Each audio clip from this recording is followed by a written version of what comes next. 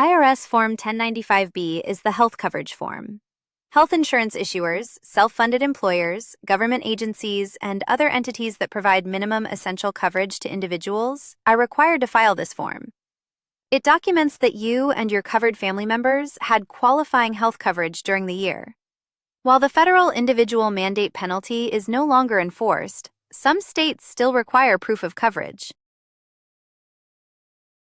Part 1 of Form 1095B identifies the responsible individual, which is the primary subscriber on the policy.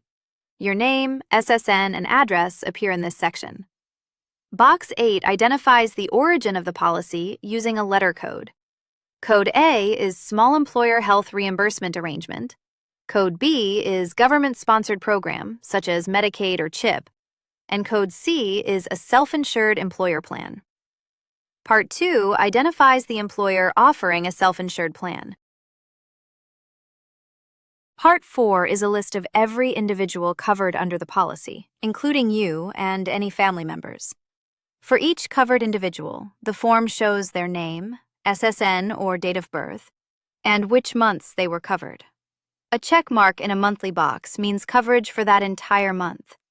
If coverage was continuous for the entire year, all 12 monthly boxes or the annual checkbox will be marked. You do not attach Form 1095B to your tax return, but keep it for your records in case you need to verify coverage for state tax purposes or to respond to IRS inquiries.